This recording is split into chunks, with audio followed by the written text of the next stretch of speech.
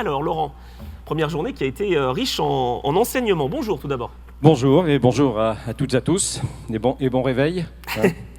C'est vrai qu'il faut se réveiller tranquillement. Donc directeur général de MAP, l'Observatoire des experts de la mobilité. Et donc on va revenir un petit peu sur ce qui s'est passé hier en commençant de façon chronologique. Oui, si ça veut bien démarrer.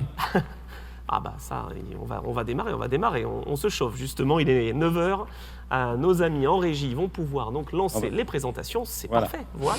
Alors, exercice toujours un petit peu compliqué. Alors oui, rapidement, le MAP, l'Observatoire des experts de la mobilité que je porte et qui est porté lui-même par la Fédération française d'expertise automobile. Donc moi, je ne suis pas un technicien, je suis un simple observateur, un usager, on va dire, passionné par la transversalité et le futur de sa mobilité. Donc voilà. Premier des intervenants, alors la synthèse est toujours un exercice compliqué parce qu'il ne faut pas se planter dans ce qu'on restitue, il faut essayer d'avoir un fil conducteur par rapport à tout ce qui s'est dit. Surtout qu'ils sont là, les experts. Ils sont là, effectivement. Premier intervenant, on n'a pas sur l'écran de retour, donc je vais me tourner. Premier intervenant, c'était Michel. Alors Michel Forissier, voilà, un nuage de mots qui peut évoquer tout ce qu'il a dit. Où est-ce que tu as du mal, Michel Voilà. Alors... oui, le mot erreur est en gros, ça veut dire que quand même, et les gens ont retenu ce que tu as dit, c'est-à-dire qu'on a le droit à l'erreur. Donc, quelques phrases prises dans les interventions, la mobilité c'est la vie. Et tu nous as dit effectivement, la mobilité c'est comme le sang. Si on ne circule plus, et si le sang ne circule plus, on meurt. Eh bien, il faut transformer cette mobilité, il ne faut pas la contraindre, il ne faut pas la réduire.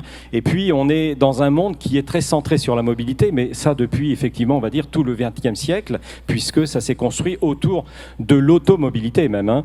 Et ce monde qui change, eh bien, plutôt une vision positive de Michel qui nous dit la mobilité, elle va changer aussi face aux grands enjeux. Les grands enjeux, c'est la neutralité carbone. Alors, la neutralité carbone, c'est sortir du fossile, c'est l'électricité décarbonée, mais aussi le cycle de vie du véhicule. Et je vous amène à peut-être prendre connaissance d'un webinaire que j'ai réalisé sur le MAP, sur l'analyse du cycle de vie des véhicules. Et l'analyse du cycle de vie des véhicules, c'est depuis la conception jusqu'à la destruction.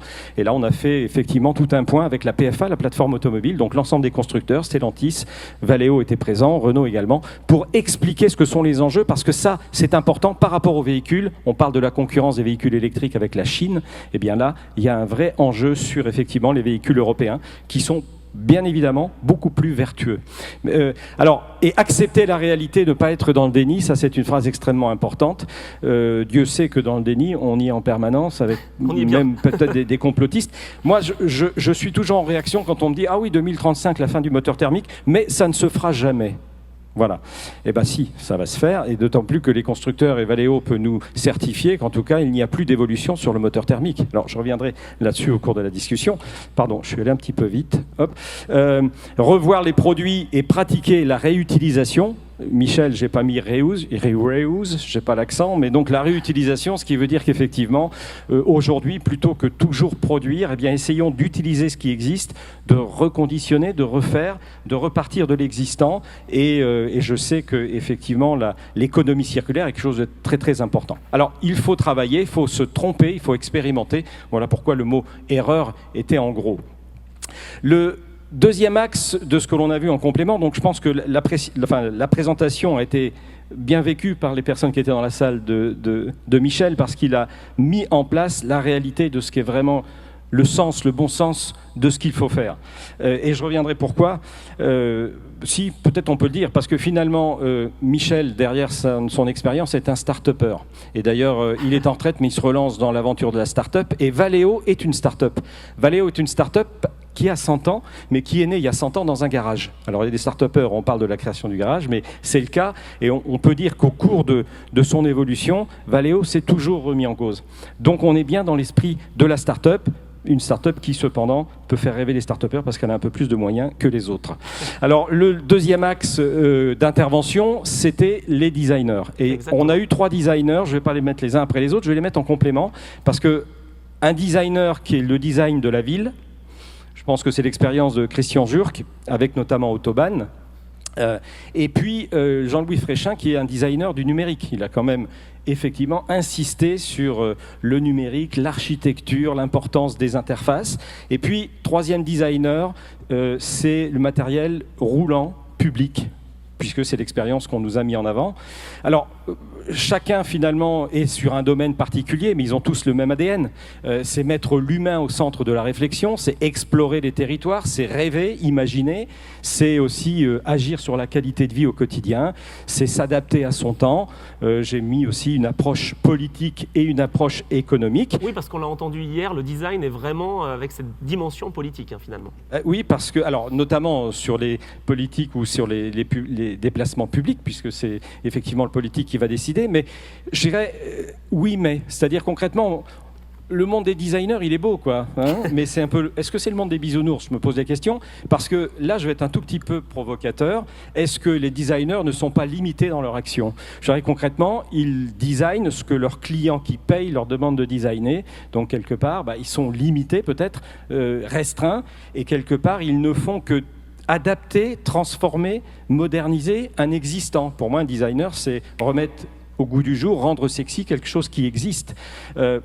Est-ce qu'on peut dire qu'il est un moteur de l'innovation? C'est une question que je pose, hein, mais je peux avoir ma réponse, vous pouvez avoir votre réponse. Et si le design est nécessaire, parce que finalement, effectivement, c'est un peu l'aboutissement d'une réflexion, je me dis que finalement, dans ce qui nous préoccupe et par rapport à Le Mans Tech qui réunit des startups, c'est que l'accession au design est peut-être une étape difficile pour les créateurs en réalité. La start-up Valeo avait intégré des designers. Les start-up qui ont pitché hier n'ont pas de designer. Est-ce qu'elles ont les budgets pour aller faire appel à un designer? C'est toute la question. Donc voilà, c'est pas quelque chose de simple. Et puis je reste un petit peu moi sur ma faim, mais comme l'année dernière en fait. Oui. J'ai l'impression que c'est justement une constante là où on a envie d'aller plus loin dans X-Mobility. Oui, parce que je refais le lien toujours avec l'introduction de Michel Forissier qui disait il faut des petites voitures, il faut une mobilité électrique légère. Alors j'ai tenté de dire qu'attendent les designers.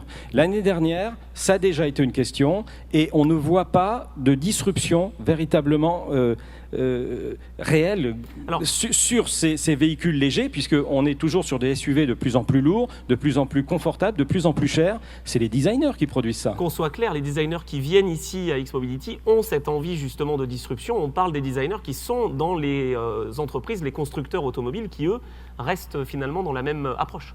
Ils ont envie de disruption, c'est vrai, mais bon, quelque part, qu'ils la fassent. Qu'ils la fassent. Qu'ils accompagnent cette disruption. Mais Dieu sait que c'est pas facile à mettre en place. Et puis eux, ils ont aussi un modèle économique effectivement à défendre.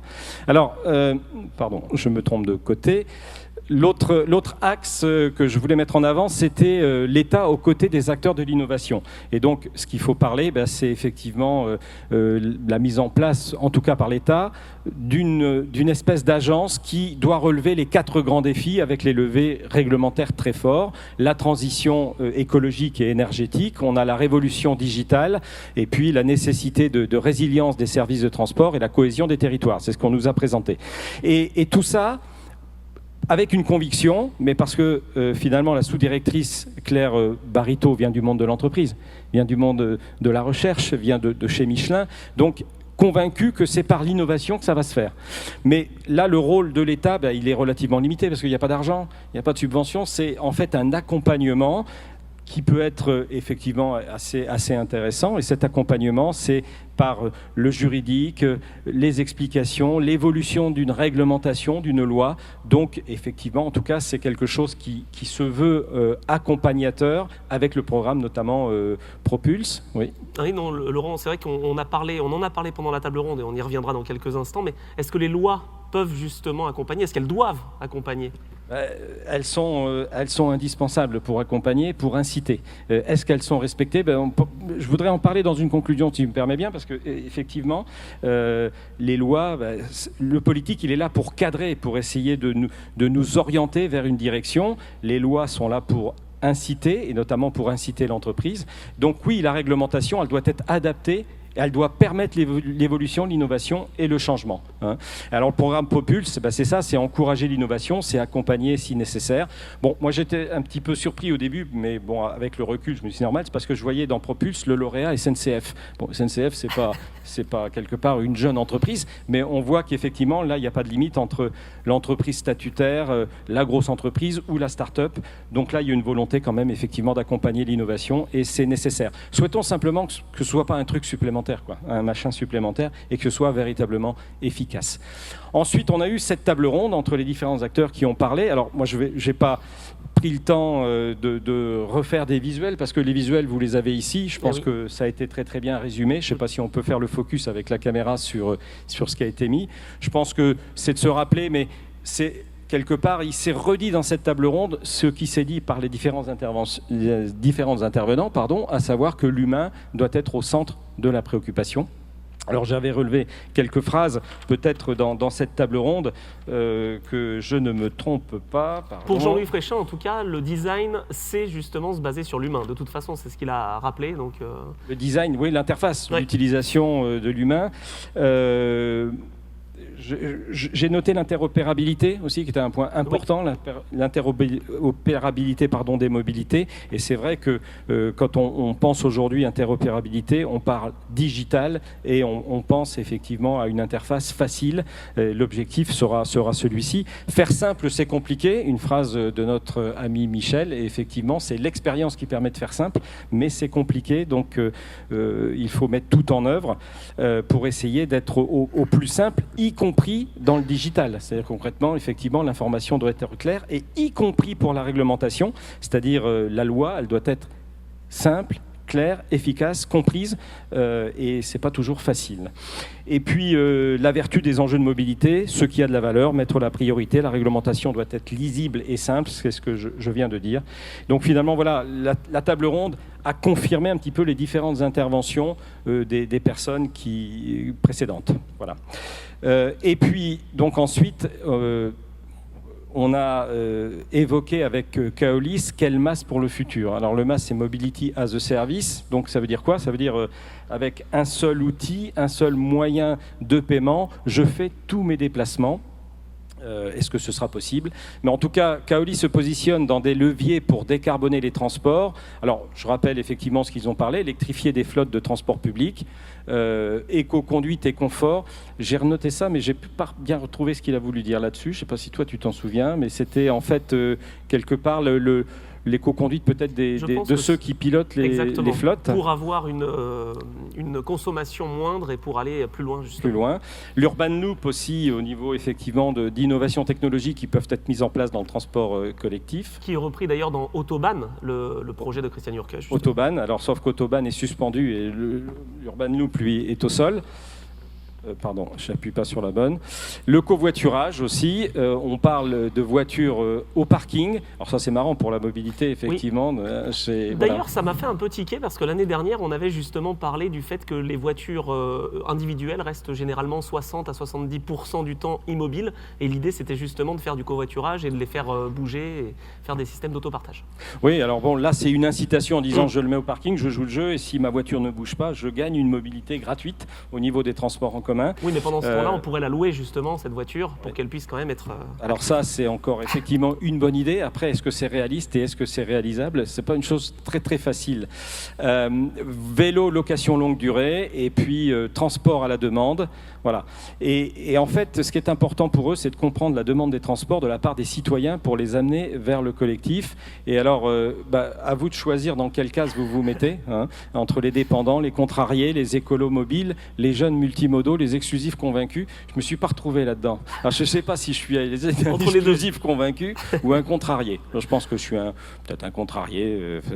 Concrètement, moi, je suis l'exemple type où je prends ma voiture pour prendre le TGV, pour prendre le métro quand je suis à Paris et être à pied. Voilà, donc je suis multimodal quand j'ai besoin d'être multimodal et je suis avec ma voiture quand j'estime ne pas pouvoir faire autrement, bien évidemment, même si ce serait toujours possible. Et puis une dernière intervention qui était comment l'organisateur des 24 heures accélère sa stratégie RSE. J'ai été assez attentif, j'ai travaillé pendant 20 ans à l'Automobile Club de l'Ouest, donc je connais un petit peu la maison, mais j'ai trouvé les explications et la démarche extrêmement intéressantes en partant d'une feuille blanche pour essayer de contrôler le bilan carbone, notamment des 24 heures du Mans, qui est, on va dire, l'épreuve phare, bien évidemment, avec une partie, donc, si j'ai bien noté, qui est importante, c'est-à-dire l'empreinte CO2, c'est en grande partie des spectateurs pour 64%. Ce qui veut dire donc que toute organisation, finalement, ou tout événement a aussi cette part-là, parce que le Tour de France, les matchs de foot, etc. Enfin, je veux dire, c'est pas juste... C'est un véritable enjeu, effectivement, de dire qu'on doit réduire l'empreinte ou les émissions CO2 dues à un événement. Donc, des actions en direction des spectateurs, des actions sur les équipes engagées et inscrites dans le règlement. Donc ça, c'est extrêmement important parce qu'effectivement, c'est une incitation forte. Des actions sociales aussi mises en place. Alors là, je vais mettre un mot. Est-ce que c'est de la cosmétique ? Voilà. Moi, je vous laisse réfléchir. C'est-à-dire que, oui, on se donne bonne conscience en disant « je fais des trucs », parce que la phrase qui a été donnée par Jérôme Lachasse, c'est « les compétitions de sport mécanique perdureront si elles ont un but pour la collectivité ». Ce qui est vrai. C'est-à-dire concrètement, s'il y a un but, je peux justifier et je peux montrer que je suis vert. Par contre, dans la compétition du sport mécanique, il faut se poser la question, c'est du sport mécanique avec des moteurs thermiques. Alors, je peux transposer à la Formule 1. La Formule 1 a un grand engouement aujourd'hui avec Netflix, très bien, mais ce sont des moteurs thermiques avec des boîtes de vitesse. En 2035, il n'y a plus de moteur thermique, il n'y a plus de boîte de vitesse. Est-ce qu'il y a encore un intérêt à faire de la compétition ? Il y aura toujours des compétiteurs pour faire de la compétition. Mais est-ce qu'il y aura des budgets des acteurs, et notamment des constructeurs ? Je ne sais pas, Michel pourrait peut-être nous dire à ce niveau-là, c'est de se dire, est-ce que j'ai encore besoin de la compétition pour réfléchir à l'évolution de la voiture ? On a parlé justement du fait que les 24 heures du Mans étaient un laboratoire. On sait qu'à l'époque, c'était Henry Ford qui disait « win on Sunday, sell on Monday ». Maintenant, ce n'est plus tout à fait le cas, c'est vraiment de la communication. Non, on est sur de l'image, mais les constructeurs sont partis vers l'électrification de la fabrication de leur modèle. Si on n'a plus de moteur thermique, si on n'a plus de boîte mécanique, on est dans un autre registre. Je ne sais pas si le véhicule électrique a besoin de la compétition pour se développer. J'en suis pas convaincu. Alors, je vous rassure, cette question, je me la suis posée quand j'étais encore à l'Automobile Club de l'Ouest, il y a plus de 18 ans. Mais ça veut dire que c'est quand même un réel questionnement. Voilà. Alors, en parallèle, parce que là, ça ne touche pas à la mobilité, mais c'est vrai que la CO, c'est une petite entreprise, mais c'est des retombées équivalentes à une entreprise de 3000 salariés pour la région. Donc, effectivement, il faut que cet événement, qui est un bel événement, perdure, mais il faut se poser des questions sur la pérennité. C'est un événement qui a 100 ans. Voilà, c'est plus une start-up non plus, mais cet événement a traversé le siècle de l'automobilité. Est-ce qu'il saura s'adapter au siècle dans lequel on est et qui va avoir un changement de la mobilité, c'est quelque chose de différent. C'est un petit peu ce qu'on a évoqué dans la table ronde, se réinventer la mobilité. Réinventer peut-être la compétition. Alors moi, en résumé de tout ça, finalement l'année dernière, c'était le mot disruption, et pour moi, là, je mettrai en avant le mot changement, plutôt qu'a été dit hier. On est plutôt sur le changement, on n'a pas parlé de technologie, on a parlé des changements de comportement, des changements de faire dans l'industrie, des changements à opérer, voilà, j'aime bien terminer par quelques citations, ça permet de réfléchir ou de se poser des questions. Le secret du changement consiste à concentrer son énergie pour créer du nouveau et non pas à se battre contre l'ancien. Mais ça va aussi se dire aussi ne pas toujours essayer de s'attacher à conserver l'ancien, et ça répond effectivement à ce que disait Michel, ne pas être dans le déni systématique, dire ça se fera pas, c'est pas possible, je peux pas changer. Non, je pense qu'effectivement le changement c'est vraiment une énergie positive. J'avais déjà cité l'année dernière Churchill, mais je le recite à nouveau. Mieux vaut prendre le changement par la main avant qu'il ne nous prenne par la gorge. C'est vrai. Alors il vaut mieux anticiper. Est-ce qu'on a encore le temps ? Moi je pense que oui, et en tout cas si dans cette salle, il n'y a qu'une volonté positive. Après, prendre le changement par la main, il y a encore du boulot à faire au niveau du grand public qui est encore à 100 000 années-lumière, effectivement, des changements qui doivent opérer, même s'il est de plus en plus sollicité. Et puis, je mettrai une troisième citation, c'est « Le monde déteste le changement ». Voilà, c'est vrai. C'est pourtant la seule chose qui lui a permis de progresser. Donc, quelque part, le changement, c'est vraiment dans notre ADN. Et même si ça perturbe, et c'est vrai que l'automobile connaît une disruption, ou en tout cas un changement qu'elle n'a jamais connu, aussi fort qu'elle n'a jamais connu depuis sa création. Il y a eu la création de l'automobile, et là, il y a la mutation de l'automobilité, et on est véritablement dans un changement très, très important. Voilà, j'arrêterai là. Je ferai peut-être une petite Une petite conclusion sur un sujet, moi, qui me tient à cœur, sur lequel je travaille actuellement. Il y aura un événement que j'organise à Paris le 10 novembre, un atelier du MAP sur la mobilité en entreprise. Alors, non pas la mobilité d'un poste à un autre, mais le trajet domicile-travail. On m'avait mis en garde pour arriver au MMA ce matin, effectivement. Voilà. C'est-à-dire que concrètement, il y a de plus en plus de voitures, mais parce qu'on habite de plus en plus loin de son lieu de travail. Donc, tu parlais de la réglementation, la loi d'orientation des mobilités, le législateur a souhaité que l'entreprise ait un certain nombre d'obligations. Le verdissement des flottes, mais aussi le travail, ce trajet domicile-travail, avec notamment les forfaits mobilité durable, ou ce qu'on appelle aussi le plan mobilité employeur. Eh bien, moi je suis persuadé que les changements de la société viendront par l'entreprise. Mais encore faut-il que l'entreprise soit convaincue. On n'a que 8% des entreprises qui sont dans le changement aujourd'hui. C'est-à-dire concrètement, malgré la loi, les entreprises ne font pas l'effort. Tout simplement parce que ce n'est pas stratégique et que si ce n'est pas une volonté du chef d'entreprise, ça ne se met pas en place. Est-ce que c'est du rôle de la RSE? Pas que. Est-ce que c'est du rôle des RH? Pas que. Est-ce que c'est du rôle du gestionnaire de flotte? Pas que. Il faudrait une personne transverse qui sache travailler avec les trois à la fois, avec un projet qui mette en place un véritable changement dans l'entreprise. Je dis que c'est la clé parce qu'on travaille tous dans une entreprise. Si on est confronté à des nouvelles mobilités, à des nouveaux usages, eh bien on va expérimenter et on pourra le faire. Par contre, je pense qu'aujourd'hui, eh bien, on n'y est pas encore et que l'entreprise doit progresser sur ce plan-là. Et je ferai intervenir une start-up qui s'appelle 1 km à pied. Je ne sais pas si tu la connais, Magali, mais cette start-up 1 km à pied, elle travaille avec des entreprises et elle s'aperçoit que 65% des salariés pourraient travailler sur un même poste à 3 km de leur lieu de résidence. C'est une data extrêmement importante que les RH doivent intégrer en se disant que finalement, il y a peut-être des progrès à faire. Alors, son nom, 1 km à pied, c'est pas de mettre les gens à pied, mais c'est de se dire effectivement que la proximité est devenue un luxe. C'est même un critère de choix de job ou d'entreprise pour les nouvelles générations aujourd'hui qui vont privilégier la proximité.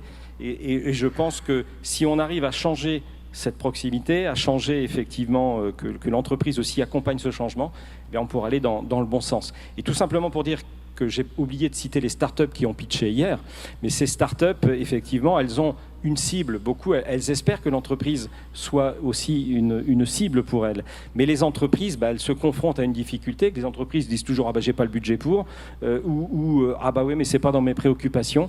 Alors que si les entreprises prenaient vraiment le taureau par les cornes, il y aurait des possibilités. Je pense au vélo électrique, je pense à la possibilité qu'une entreprise doit avoir de proposer des solutions pour que les salariés puissent peut-être voyager, enfin se déplacer autrement pour aller de leur domicile au travail, et l'entreprise doit être convaincue de ça. Voilà. Donc le changement, c'est tout un état d'esprit. Il y a celui qui fait le changement, celui qui propose les innovations, mais il y a aussi celui qui doit accepter de les mettre en place.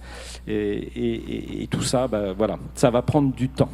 Ça prend du temps, mais on est motivé. Merci Laurent Equet.